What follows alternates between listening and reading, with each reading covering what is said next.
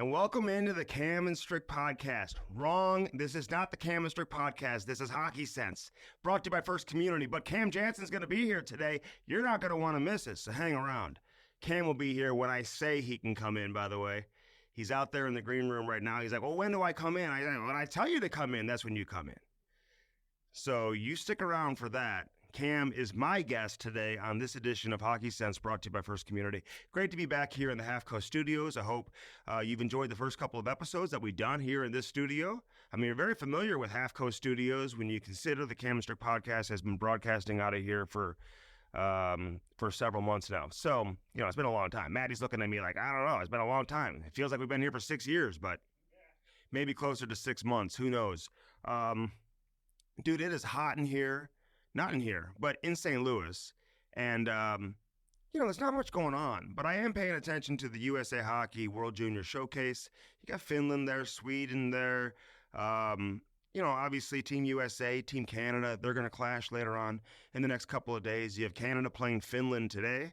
There's a number of Blues prospects that are participating. And listen, there's a couple of players who are really starting to get the attention. And, you look at Team USA, they got some defensemen there with Paul Fisher, who was a former, 4th or 5th round pick back in 2023, plays at Notre Dame, Chicago kid, good puck-moving defenseman. He's in the mix to make the World Junior team. I'm not going to sit here and say that he's going to.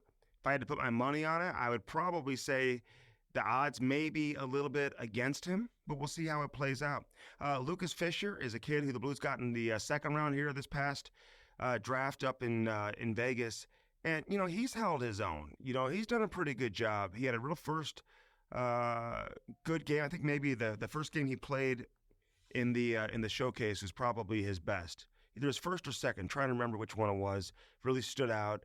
And, talking to people up there, listen, they say that, he's still learning the game at this level. A little bit of a different track record, a little bit of a different path compared to some of these guys, like a Paul Fisher, for example. Lucas didn't come up in the USA Hockey system. Maybe doesn't have the same experience playing against all this international competition, at least to the same level that a guy like Paul Fisher would. And a number of other guys who are participating in the showcase. Although a lot of the returning players are now asked not to come back, so you're going to see some names that maybe aren't as familiar. And as they try to narrow it down and try to select their teams. Colin Ralph, that big kid who played a year of high school hockey here at Kirkwood, played for Carshield for a year, and is getting a ton of attention because of his size and obviously the local aspect of it.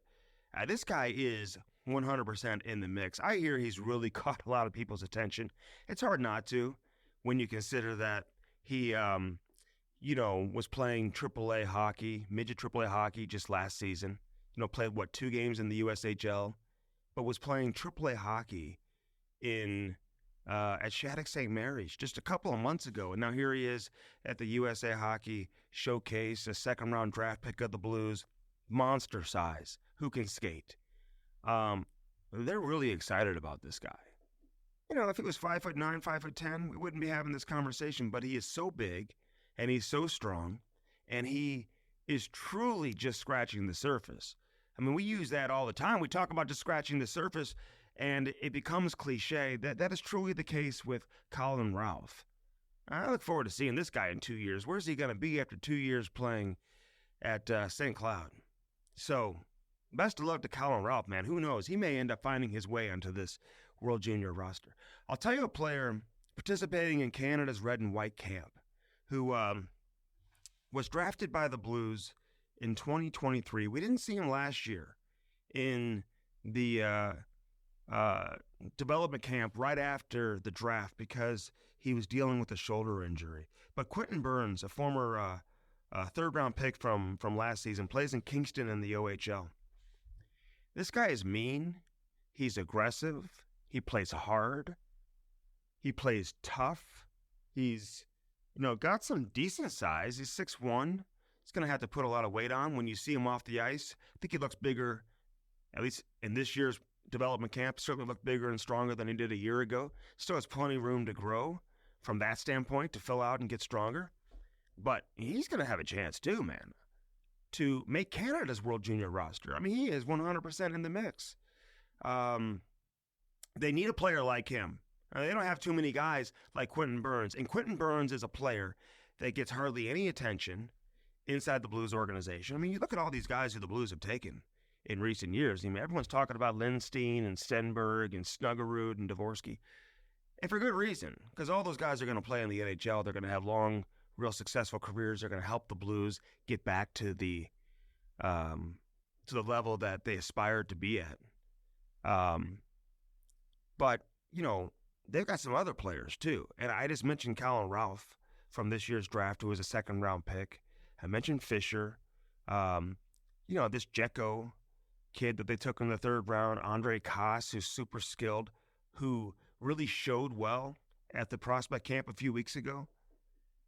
And this 2023 draft may go down as one of the better drafts the Blues have had in a long, long time. That includes Quentin Burns, who's not a household name. You look at the top of the 2023 draft, they had 3 first-round picks, so you immediately get to Dvorsky, Stenberg, and Lindstrom. And, you know, Pekarsik is a guy who obviously has had some success. You know, was one of the leading scorers last year in the USHL. His first year coming over, he had 59 points in 43 games. He had a decent World Junior. Stansel had a decent World Junior. Like, I'm just curious where these guys are going to be at in a couple of years. And it's interesting because the NHL Network, and, you know, Boomer Gordon and a lot of these guys, man, they do an unbelievable job. I love listening to them every single day on Sirius XM, NHL Network Radio. They just, at least right now, they're in the process of handing out their general manager grades, the GM grades. And listen, you make the playoffs, you have a successful playoff, you're probably going to get a higher grade. These are typically off-season grades. So, although, you know, certainly a lot of it can go all the way back to last year's trade deadline. What kind of moves did you make? Who'd you bring in? Who'd you move on from? What did you get in return? Who'd you draft? Who'd you sign in free agency? What kind of trades were you able to make throughout the course of last season? And really through the draft this year in free agency. And I may have that timeline wrong in terms of how they judge it. Maybe there's a cutoff date. I don't know. I think Doug Armstrong got a C-. And you can look at it and say, okay, C-. But, you know, look at some of the teams right now that are maybe getting higher grades.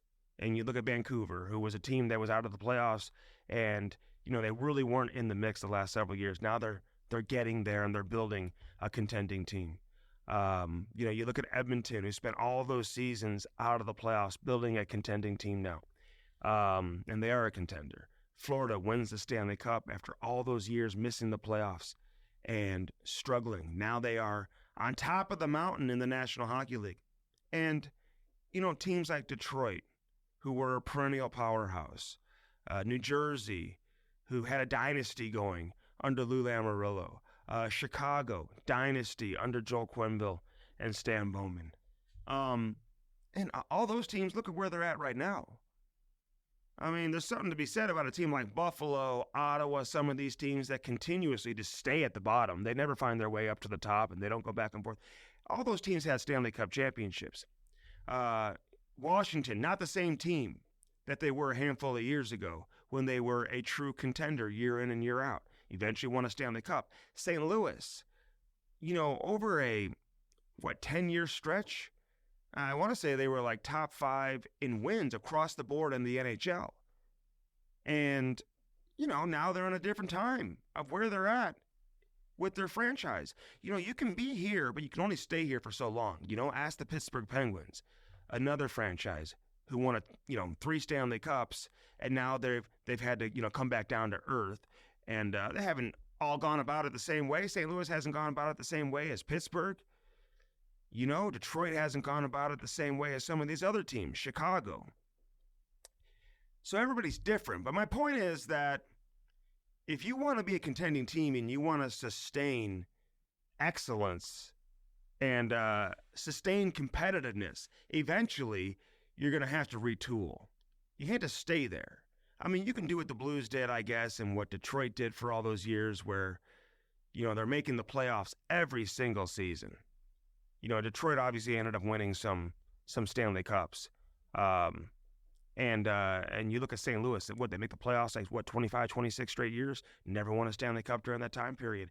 I think at some point you got to become bad again. And then you start rebuilding through the draft and start getting some real legit prospects in the house. And then you become competitive again. So, again, your grade sometimes isn't always based on the decisions you made. I mean, if you look at Doug Armstrong, you can't say he's made any terrible decisions over the course of the last season. I know some people they take shots about the Pietrangelo situation, should have brought him back. Letting Ryan O'Reilly move on. Some of those type of things. Vince Dunn, Nico Mikkola. I mean, I look at the Blues defense right now, what it would look like if you had Vince Dunn here and Nico Mikkola and Alex Pietrangelo. I mean, they'd have a pretty good group of defense. But obviously, listen, the situation, if you truly know what went down, I think, between the Blues and Pietrangelo, I think both sides will look at it, if they haven't already, and say, hey, there's plenty of blame to go around. It certainly isn't just one-sided. Vince Dunn, they didn't protect him. Seattle obviously plucked him. They knew that he was going to be owed a pretty big payday. Mikkola got traded. But for the most part, if you're the Blues right now, you're not trying to make sexy deals. You're not trying to create a major splash in the offseason. You're not trying to go out and sign a guy like Steven Stamkos, for example. It's just not where you're at as an organization. So your grade may reflect maybe a better reflection of where you are and where you purposely want to be in an effort to become competitive in a few years down the road. So while a C- grade may not be great, at the same time, I don't think he's looking for an A grade right now, because what would an A grade be? Going out and signing a bunch of guys and creating a big splash and just bringing all these pieces in when it really doesn't make you a contending team. I think the Blues are going about it the right way, honestly, by doing this through the draft, trying to make some smart trades, bringing little pieces in one at a time who are going to play, who are going to have a role that you're not married to for any significant number of years.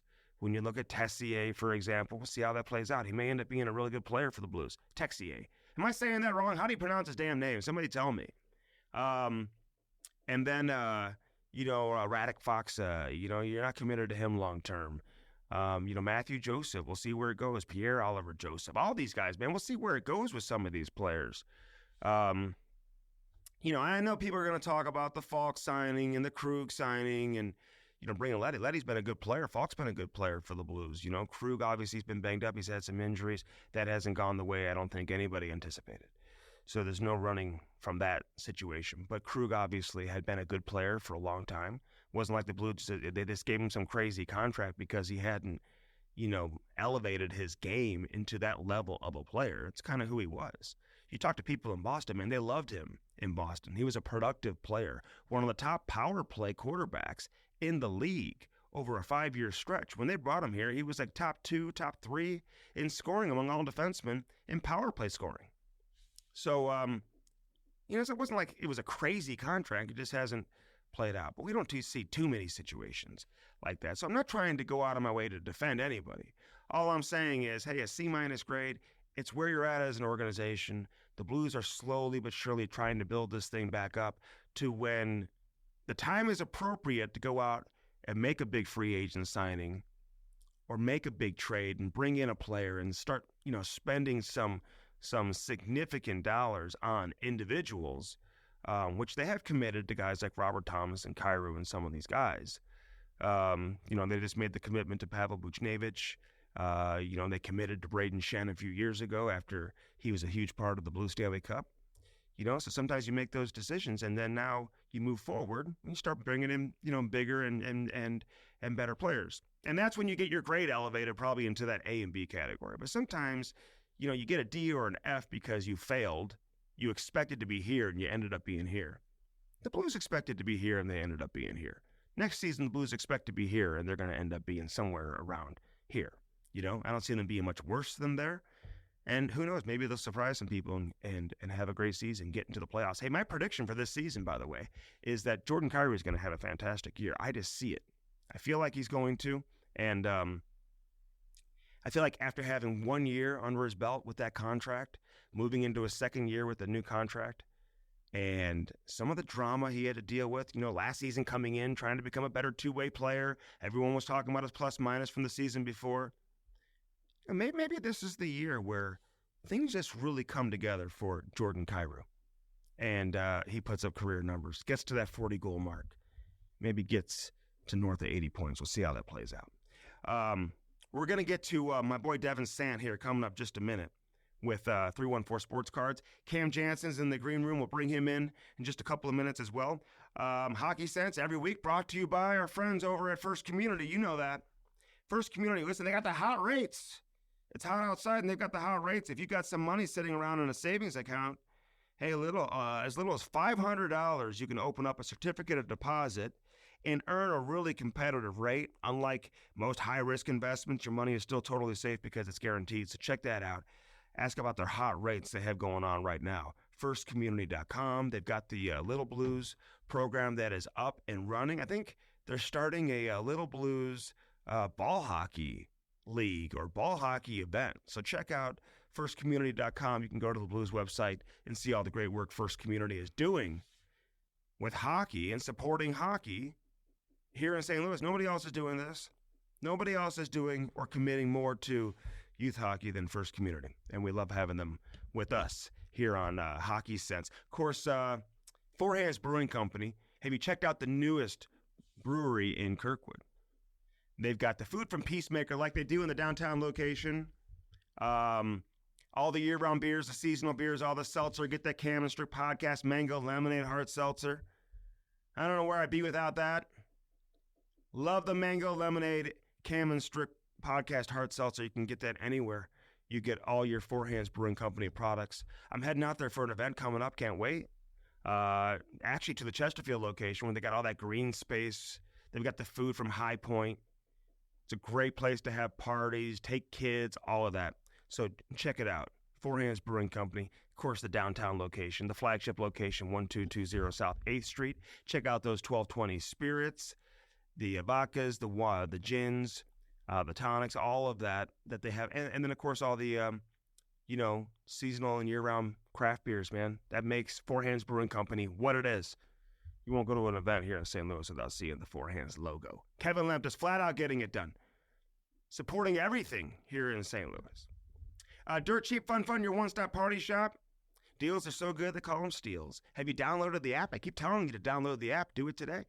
You can find out which locations have drive-thrus, which locations have curbside assistance, so they just bring it out to your car. You don't even have to get out of your car. They got the best selection of beer, wine, and booze anywhere in St. Louis, I can tell you that. Dirt Cheap Fun, your one-stop party shop. Check out all the locations and download that app today. Lordo's Diamonds, get that special someone, something special in your life from Lordo's Diamonds. 314-432-8008. I was just out there the other day, and of course, I got to give a shout out to my wife, Laurie. Man, we just had our anniversary. Happy 15th anniversary. You want to make your wife happy on her anniversary, you go to Lordo's Diamonds. I'll tell you that right now. Lordo's Diamonds, lordosdiamonds.com, right there in the heart of Ladue. 314-432-8008. lordosdiamonds.com. Mike and Jimmy Lordo, best in the business. Nobody does it better. They will take great care of you. All right, before we, and listen, Cam, I let him come in. I know. Because he's been in the green room complaining because he had to wait too long, but this is my show, so I will tell you when to come in. It's a big show. It's a big show. It's a big show. And you will follow the rules as to how the show goes.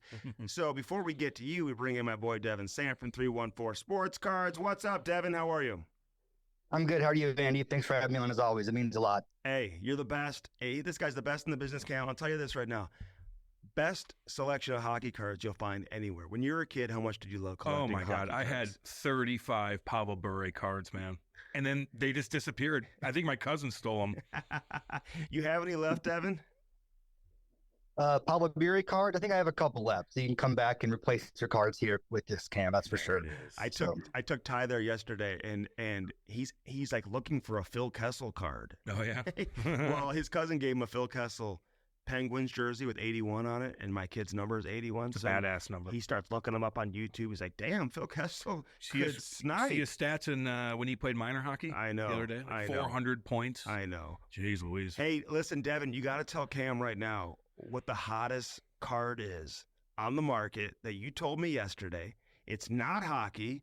What is the hottest? What's the hottest card that's going for $50,000 right now? Go, Caitlin Clark. You're right. Well, of course. Well, dude. how'd you Yes, know Why that? would Clark. you set that up like it's some mystery? I mean, how'd you know Because that? she's the most popular athlete in the world right now. Devin, are people coming in just asking for her card or what? Yes, Caitlin Clark is the most in-demand card we've had here in recent memory. We have people coming in, kids, adults, anybody wants a card of her. I think that's what's so special is no matter who you are, what age you are, she's the one that's in demand right now. So it's pretty awesome for sure. What about Brittany Griner? Brittany Griner has a lot of fans too.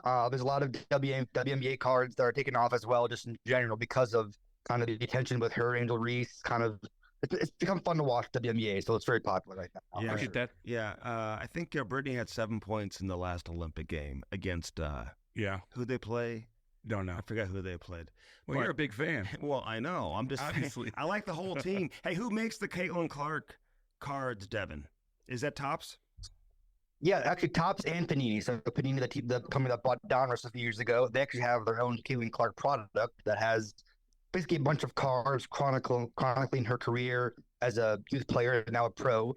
And then Topps makes some of her collegiate stuff. So if you find a card as a Hawkeye, it's probably made by Topps. You think there's ever been a female athlete, let alone female basketball player, who's ever really capitalized monetarily off of a trading card? I can't think of one, at least in the recent memory, from like 2010 and newer, kind of, especially since the cards have taken off a lot in popularity. Mm-hmm. I can't think of one. I mean, you had, of course, Michelle Wee back in the early 2000s. Mia Hamm was big. Serena's been big. Yeah. There's been a lot of demand for Coco Gauff cards and USA women cards, but no one to the level of Caitlin Clark. Cam, I can ask Devin anything. What about Manon Rhéaume back in the day? Ooh. I had that card. Yes. Did Big, you? very big. She has an autograph card in the early 90s that is a very rare card to find. So, yes, for sure. Ask him anything, dude. He knows everything. I mean, he's only got so much time. I mean, he knows everything. So, Devin, the Olympics are going on right now. Are there Olympic cards? Will they make trading cards for Olympians, specifically the basketball players? Yeah, so Topps made a USA Olympic product, came out recently, I think late last week. Someone actually here yesterday pulled a Michael Phelps autograph from one of the products. So Wow. there's Katie Ledecky cards, Caleb Dressel cards. Not so much basketball. I think they kind of saved those for the NBA specific sets, but swimming, gymnastics, all cards in those products. And how big's the NBA right now? Just what? It's just thriving, is it not? Yeah, thriving is a good word to use. Victor Wembanyama is kind of taking over the next big thing, kind of on the Connor Bedard level of hockey, but in NBA. So it's been very big. All right, 314 Sports Cards, 9640 Olive Boulevard in Olivet. If you're here in the local area in St. Louis, man, you got to swing by there. And like many of our listeners have, say hello to Devin. Devin loves it when people come in. Bring your kids, couches, TVs. You can watch sports. It's the only place that I found where they sell individual packs and they've got individual cards, Cam, because sometimes you got to go to like a Pure Hockey or something like that. Yeah. They're going to try to sell you this huge box. yeah, Nothing I remember against that. those. And they're like $60 or whatever, $40, whatever. You can get individual cards and you can get individual packs and the boxes still at 314 Sports Cards, so you got a variety there. Hey, yesterday, Devin, before I let you go, you're telling me about a $1 million card, a Connor Bedard card that's worth $1 million. Somebody could pull a $1 million card at 314 Sports Cards. Tell us about that. Yes, it would be awesome to see. I don't think it's going to happen, but it'll be awesome. But yes, in March, the newest Series 2 hockey release, a company put a $1 million bounty on the Connor Bedard 101 Young Gun, which, to my knowledge, has not been pulled from the pack yet. So it still could be out there in a pack somewhere. Wow, man. So how many are in existence? Like, is it like one in 1,000? Like, what is that? So that card with the $1 million bounty is a one of one. So the only one, it's the only gold Young Gun card in the world. So yeah, wow, interesting. Interesting. Hey, Trent Frederick's coming to the store. Is that this weekend for a signing or what? That is August 24th for a public appearance. We'll be giving away autographs of him as well to anybody who walks in the door from 10 to 12, August 24th. Okay, Cool, man. And you just had Joseph Wool there, right? Yes, he did a break with us on live stream, pulled a couple of good Swayman cards. So it was fun to talk with him as always. Okay. Hell yeah, man. Those are our people. 9640 Olive Boulevard in Olivet. You go see Devin Sant, the best in the business, the nicest guy ever, best customer service. Cam, they're so good to talk when he goes in there. Like, I mean, right here, man. They just. I've known about you for a while, Devin, just so you know. That's right. So means a lot, Cam. It's nice to meet you. I appreciate it. Yeah, nice. Well, I'll meet you in person. We'll have a beer or something. Hey, thanks a lot, Devin. You have a great weekend, man. Appreciate it as always. See you, homie. Thanks, Andy. Have a good weekend, guys. I appreciate it. See you, dude. Take care. Right on. He's the best, man.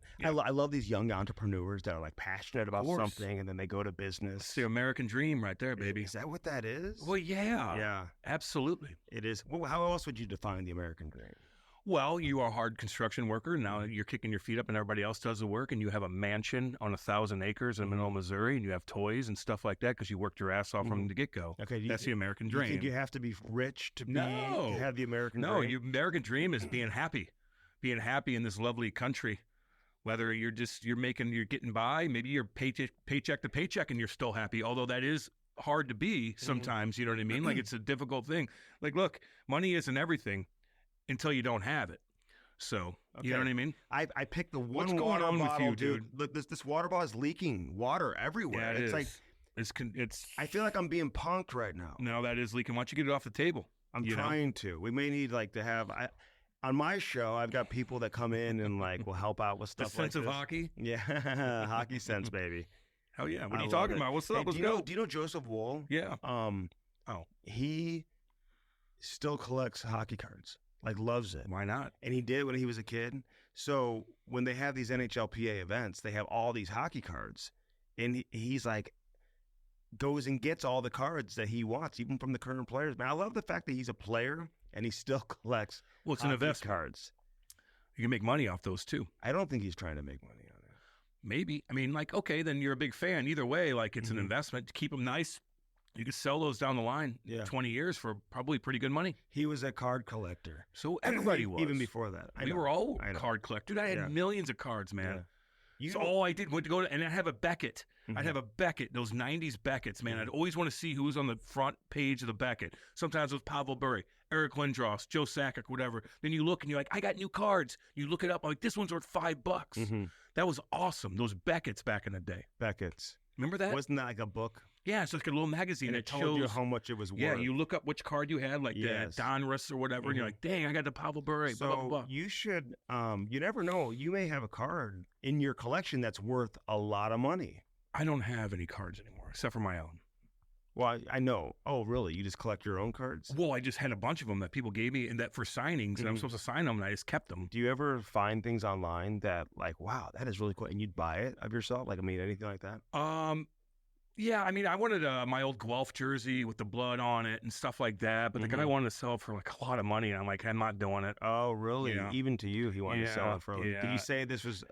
No, I'm not doing that to him. He bought that damn thing. I'm not doing it. What am I going to do that to him? I know. No, and so, I did trade a couple, one of my old skates for a couple things here and there, but I'm not gonna. If somebody buys my jersey from Guelph for a lot of money, whatever it is, I'm not gonna. I'm just saying, I'm not gonna rip the guy off. Did you ever go online and see a photo of you battling with Obi or something like that, where you're like, damn, that's awesome. I want that photo. Yeah. You know what I'm saying? Yeah, but I didn't buy it. But no, have you seen that? I was using it as an example. Yeah, I was you go on Google and just type your name in and you see all that stuff. Pages. There's a Cam and Obi. I don't know. Maybe. Oh. Okay. Well, you the way you answered you threw Ovi out the way I you didn't really play answered against it, him too much. The way you answered that was that exists out there in the universe. I mean, there's all kinds of crazy pictures, man, of awesome stuff, and I'm like, how do I get that? Da, da, da, but I just don't do it. Okay. So since this is Hockey Sense, brought to you by First Community, Cam Janssen is my guest on this week's edition of Hockey Sense. What have you been up to, Cam? Working with you every day, I mean, that's what we do. What have you been doing? I've been skating this morning with the alumni, and this weekend I'm going to chill. It's going to be actually really nice out. But when it's 100 degrees, man, I'm not going out. I shut the house down. I put all the blinds down, man. I just try to cool the house off and don't do a damn thing. But Not much, man. Not much. Dude, this is kind of a chill time, you know? Yeah. No, and it's the summertime, and it Man. is a great chill time. But in reality, you are a big hockey fan. Did you watch a lot of hockey when you were playing? And after you finished playing, would you like watch a lot of hockey? When did you really start getting excited about it again? I started watching hockey as a kid, like a psycho kid. Like I was one of those, right? Where just everything, hockey.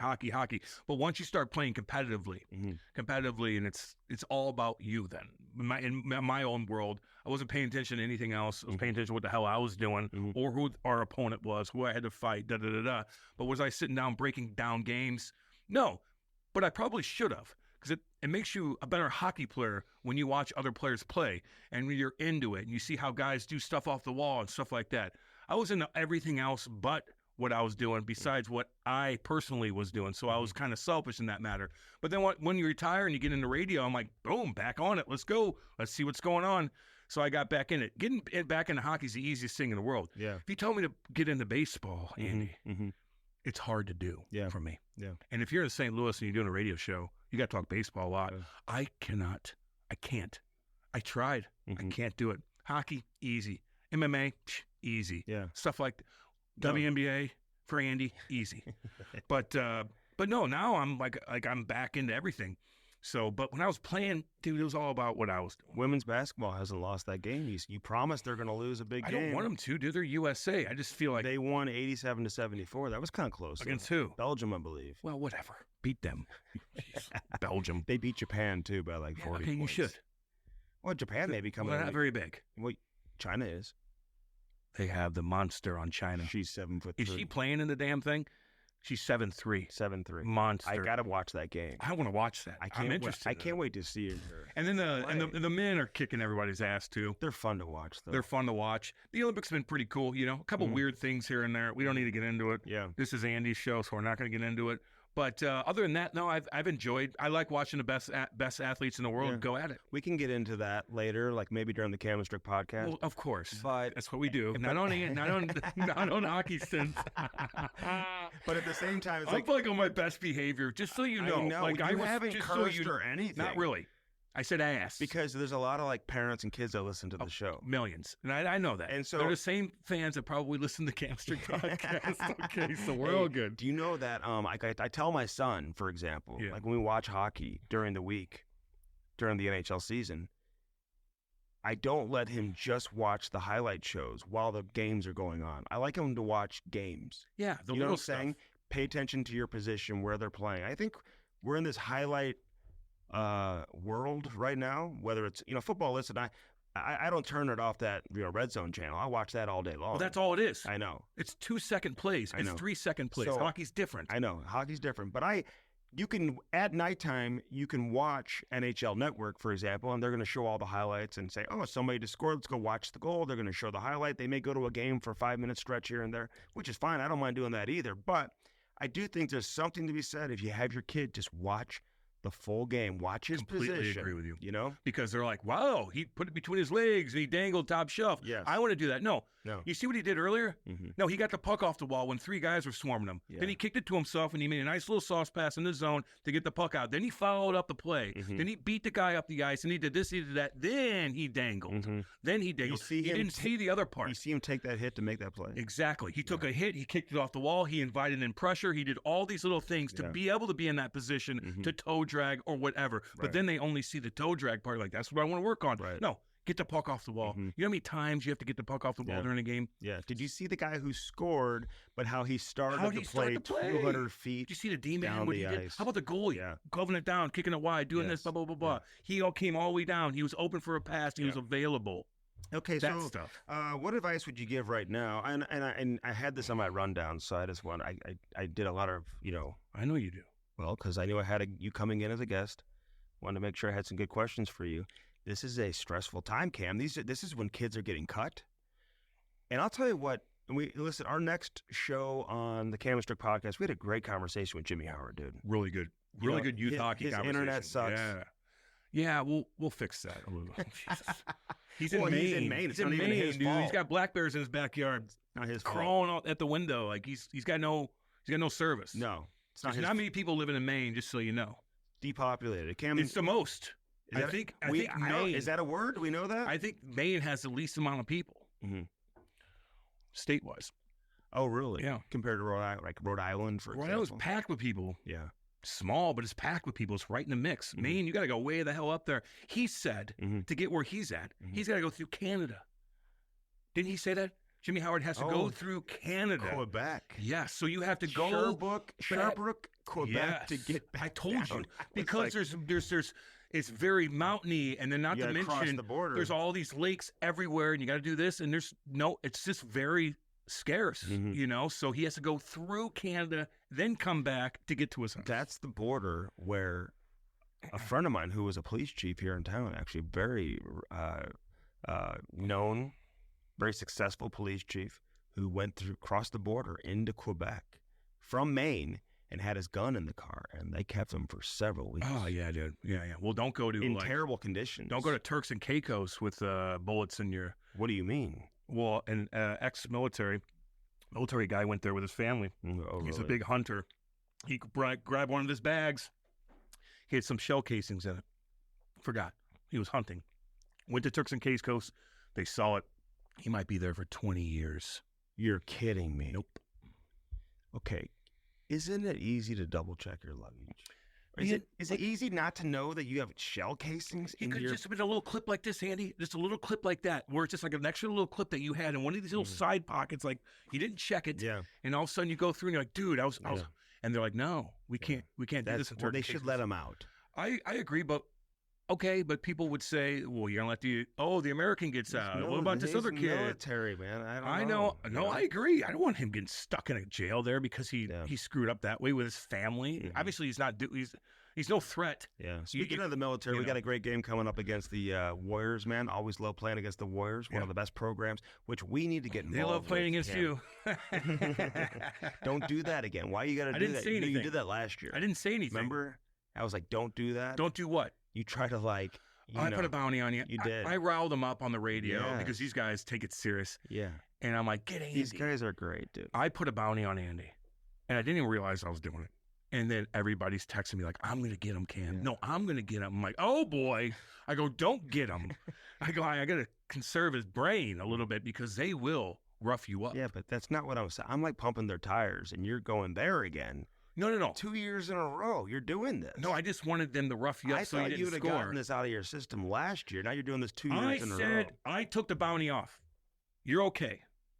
Let's go support them. They're and Rob Ravage. Incredible organization. Yeah. Blues Warriors. Awesome people, man. We love you. Little shout out. And I would love to do something to support them. Well, then do something.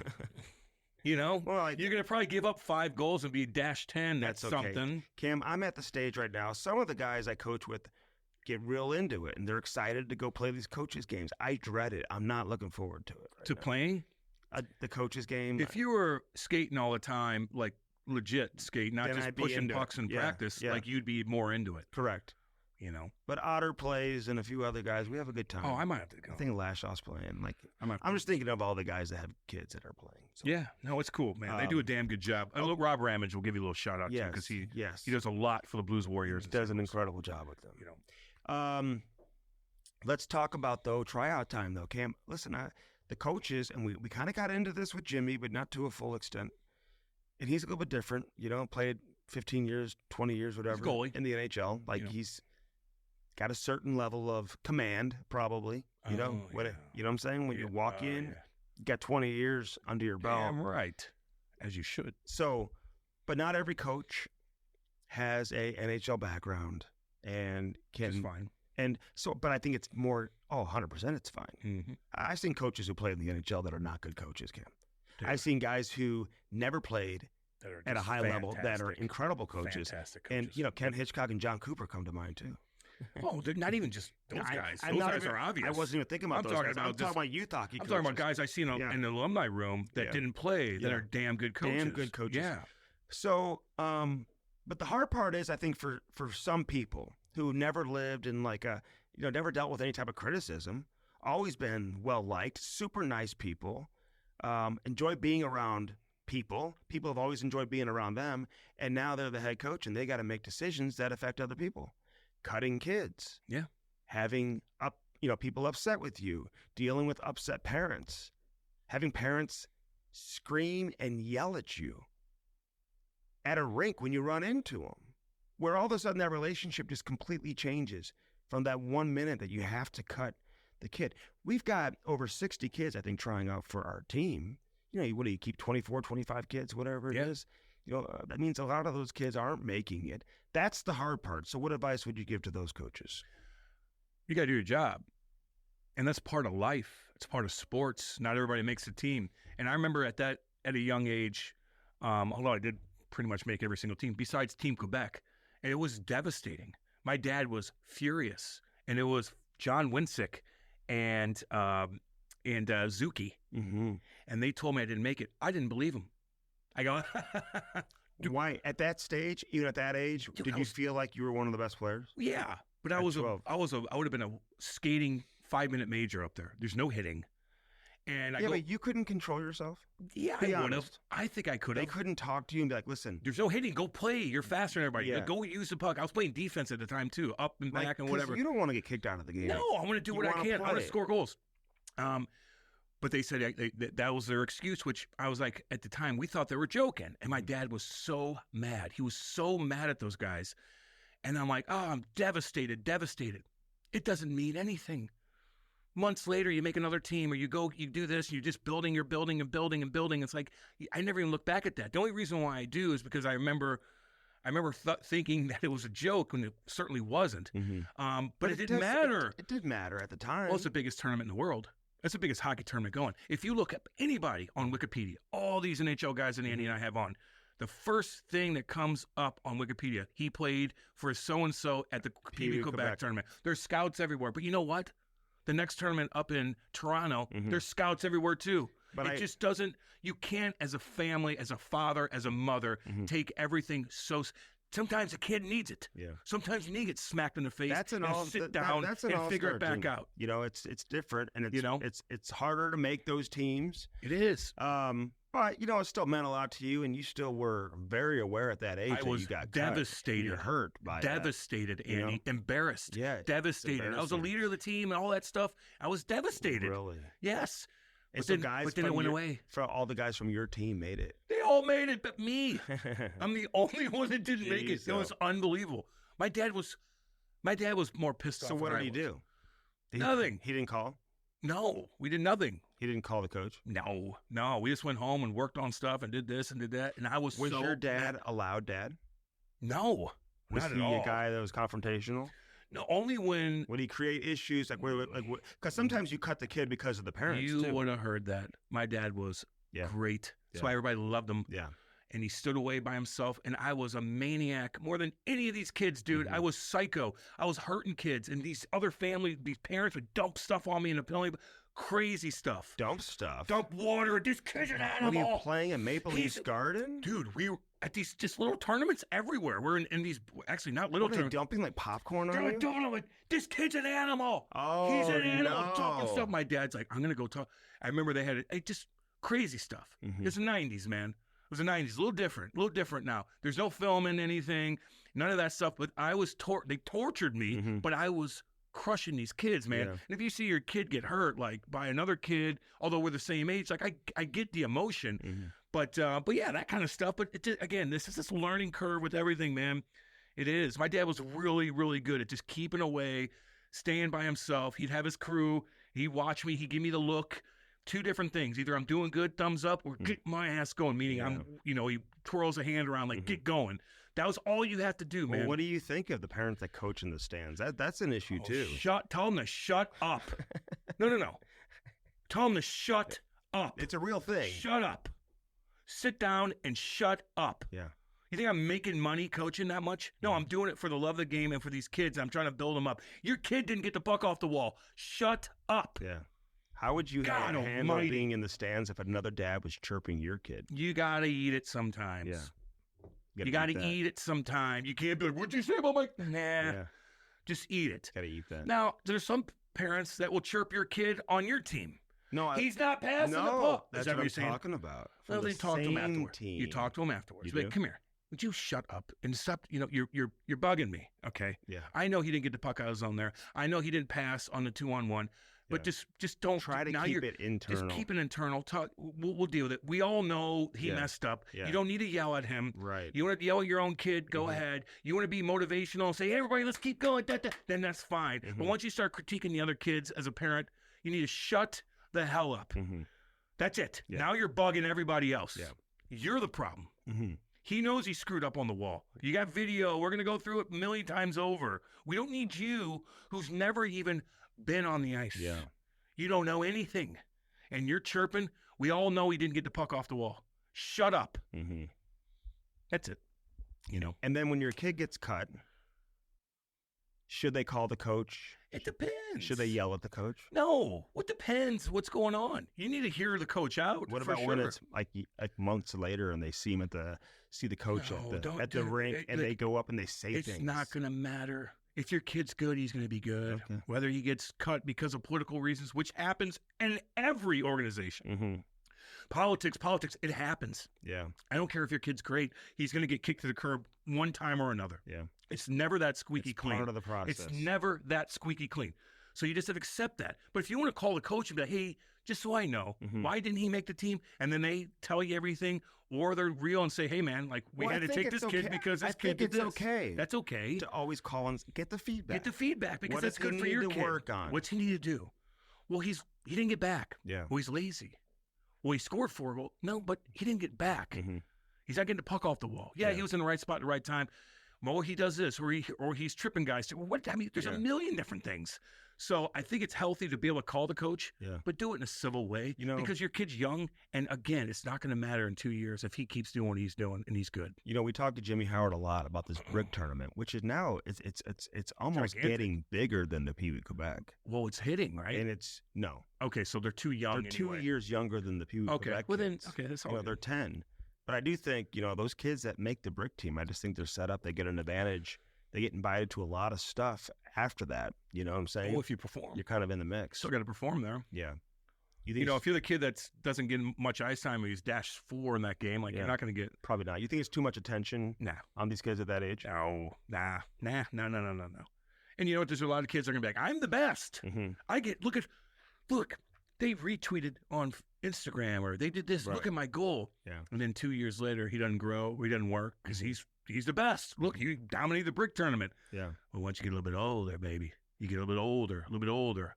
Now you're going against guys that are doing the same thing. Now they're taking their game to the next level, but you think you're great because you're in that brick tournament and you scored a hat trick and you did this, you did that. A wake up call. It gets harder and harder and harder, man. It's interesting when you say you didn't grow. You didn't grow. Because those are you didn't help yourself grow either. You can control that. Well, you can control getting straight up strong. Can you control yourself getting taller? No, I mean grow like a man. Oh. Like I'm doing 400 squats a day with no weight, just get my legs strong. I'm doing box jumps and stuff like that. At what age? Well, without weights, Ty should be doing that all the damn time. Push-ups, lunges, no weight. You don't need weight, just body weight. Down, up, down, explosive movements. Even those like frog jumps. I know they look goofy, but God, dude, like how many times are you just like one-legged frog jump, whatever the case is, like there's so many things you could do at a young age. That's not going to stunt your growth. You don't need to go out there and throw weight around like the guys at Lifetime Fitness are going to do. No. But this is it's there's no weight involved. It's all body weight. There's a million things you could do. Those are what those kids are doing, man. Yeah. I was psycho about that, dude. My dad had to pay for it, going to a gym. Rick Wilson, I'll give you a little shout out. At a young age, it cost him some money, but Rick took care of us. Yeah. Then I went and boxed at 16. He just drove up to the thing and goes, you already paid, go in there. Yeah. Went in there, started boxing. Like just that kind of stuff. You were man. older then. I was 16. Yeah. But I was working out at 14, 15, and I was way ahead of everybody. Yeah. Okay, that's good. But it cost my dad money. First Community brings us Hockey Sense each and every week. Again, now available on all your podcast applications and platforms. Wherever you get your podcasts, you can find Hockey Sense each and every week here on live from the Half Coast Studios. Real quick, your thoughts on the Blues, real quick, coming into the season. What are you thinking? Oh, well, I mean, they need to squeak in. You think this? You need to find a way to squeak in. A little too long here.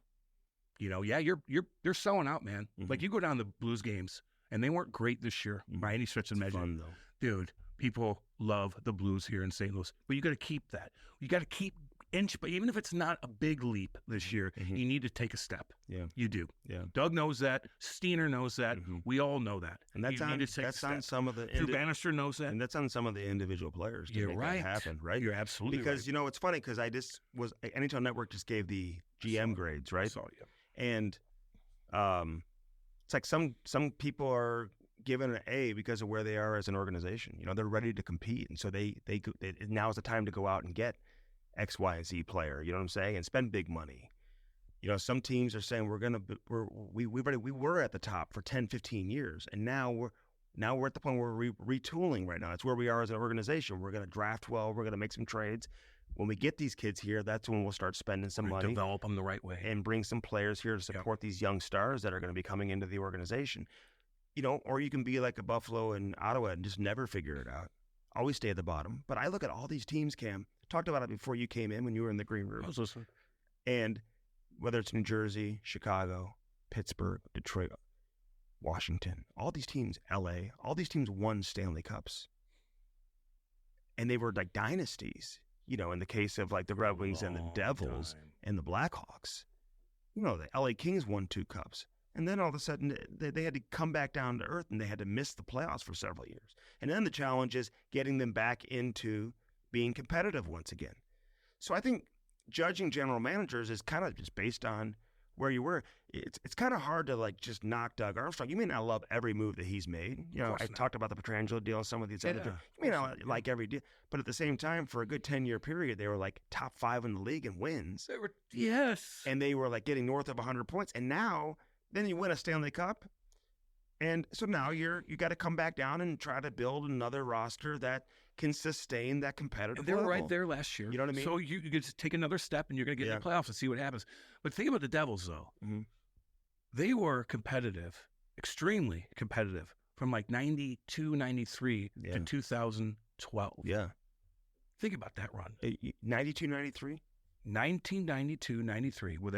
They lost 94 to the Rangers. Game 7 when Stefan Matteau came running that and scored on Marty on that goofy goal. Matteau. They were great till 2012 when we lost. When lost in the final to LA. Isn't that something? Yeah. Now that's a run. That's a run. Now it was salary cap stuff and whatnot, so it's hard to judge. But you did. Will that ever happen again? Right. But Chicago had to be terrible to draft Kane and Taves. Terrible. And they drafted well by getting guys like Seabrook and Keith and some of these other guys. They added some free agents. And they were able to win 3 Stanley Cups. Yes, they did. You know what I mean? And Pittsburgh. LA was able to build, Pittsburgh, and now they're all missing the playoffs now. You know what I mean? Okay. So, but you know what? Everybody's different. Pittsburgh they built a roster that they thought was going to contend or that they thought would get into the playoffs. So they failed. Their situation's a little bit different. They shouldn't have missed the playoffs in reality with that roster. Like, why are you going out and getting Erik Karlsson? See, that's the difference. I agree. Doug Armstrong's not going out and getting Erik Karlsson and missing the playoffs. I know. He's getting Radek Faksa. And the Joseph. And Alexander Texier and Matthew Joseph and getting guys that are going to have a role and hopefully get this team back in. But like it's more about, okay, hey, where are we going to be before we get the Dvorskys and the Snuggeroods and all these other guys coming in? Yep. And then all of a sudden get Kyrou and Thomas and these guys to where they need to be. If Doug went out and Buchnevich is staying. If Army went out and spent a ton of money on an aging defenseman. Right. Well, he did. Not a ton. $775. You're right. What do you mean? I'm going to say they brought in an aging defenseman, but there wasn't a ton of money. Yeah. And Ryan Suter. Yeah, 700,000. I mean, come on. Right. No, not at all. We want him. I know you're saying now. Yeah. But you get Erik Karlsson, and you have to completely. For what? I know. You're not like that would if Doug did that, we'd all be like, what? Yeah. Oh, cool. I get to watch him play, but this is going to really hinder us. I know. And our growth right now. Yeah. Don't do that. Right. I think the Blues are a good spot. They're a good spot. They're in a good spot. You just got to keep entertaining the people too. Correct. You need the people from Fenton and all these diehard Blues fans. Make it entertaining. Yeah. Get their ass out there. Spend money. Pump these guys up. That's a nice thing to see, man. When you're below 500 and it's the middle of February and it's a Tuesday against freaking whoever, and the place is jamming. Yeah. That's a damn good But sign. this is. I keep predicting Kyrie's going to have a really good year. Yes. I think Thomas is going to have a good year. I hope. Neighbors. Hope Neighbors is able to elevate off of what he did last year. So I'm pumped for it, man. First Community brings us Hockey Sense each and every week. All podcast platforms, including YouTube. They got the hot rates, I tell you that, but they got that Little Blues program. That Little Blues program would not be possible without First Community. Yeah, man, that helps out. There's so many parents that come up to me like, Cam, what should I do? Get the Little Blues. Yeah, it's the best way It's the best way to do it. They'll get your equipment. They do this. They do that. They have all of us come out and hang with the guys. Come on. I know. So you get all your boys and equipment, girls. Boys and girls. And it's 6 skates. It's not a lot of money. No. My kid did 2 sessions of it before he really even got started. It's the best way to actually do like a learn to play program. I agree. You don't have to be you can be falling down. You don't even have to really know how to skate. Get out there and do it. Firstcommunity.com. Yep. Of course, our friends over at Four Hands Brewing Company, get that Cam and Strick Mango Lemonade Hard Seltzer. Can I say baby. something Yeah. about that? Yeah. Because they got that new place right there in Kirkwood. I know. My buddies are going in there and asked for that. Cam and Strick. Oh, are they? And it wasn't there. Well, because it's kind of seasonal. They have it a lot of times during the hockey season. It'll be back in September. Okay. They had it around and so it's still available in some grocery stores. And Peacemaker they have attached. Oh, yeah. Do you know how good that seafood is? Peacemaker's amazing. Oh, They have that in the downtown location, too. so good. But, yeah, no, I'm glad you said that. You can still get the mango lemonade Cam where it's still available. Yeah. But then it comes back late August, That's cool. early September, and it's a kind of a seasonal hockey season drink. But it's still available in some grocery Place in stores. Kirkwood's awesome. Yeah, by it's the way. incredible. Yeah, Man, food damn from Peacemaker. good food too. Food from High Point at the Chesterfield location, High Point, which is incredible. Oh yeah, High Point Cafe, baby. What's up? Yeah, They got yeah. good food there. Yeah. Man, I'm starving. I know. We talked to Devin Sant. Thanks for coming on with us from 314 Sports Devin. Cards. Always getting it done. Of course, our friends over at Lordo's Diamonds and everybody affiliated with Hockey Sense. Let's make sure I didn't forget anybody, Cam, because we don't want to leave anybody out. There's no doubt about that. And of course, everybody here at Half Coast Studios. Baby. What's up? What's up? Talk about Half Coast Studios first. Man, this place is great, man. I'm comfortable walking in here. Yeah. I love Maddie. Maddie's my boy. When I need something edited out, he's on it. He's on I don't it. even have to explain it to Maddie. Yeah. Because he knows. Maddie knows. Maddie, listens. Well, for some reason during the show, I said you can check out the newest location in Dallas or something like that. I'm like, what? It didn't even make any sense. I said, Maddie, take that out. Oh, he knows. Oh, he knows when you He F knows up, right trust off me. the bat. Maddie, what's Maddie up, knows baby? everything. Yeah. So check that out.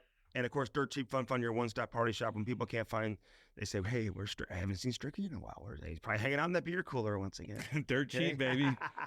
They got the best selection of beer, wine, and They do booze. got Don't good sleep on the party supplies either. They got Like if good you're having stuff. like a graduation party, back to school party, birthday, whatever, they got barbecues, man. They got everything you need right there, man. Dirt cheap's the way to go, man. got We got cigars, dang too. good gas stations in the middle of Yeah. Missouri, baby, Yeah. middle of the United They're the States. best. Yep. This has been Hockey Sense. So I hope you enjoyed it, and I hope you enjoyed my guest, Cam Janssen. Hi. I might bring him on even more. Thanks, man. And always tune into the Cam and Strick podcast, baby. We Love you release guys. every Tuesday. Let's go. Have a great weekend, St. See you, Louis. dudes.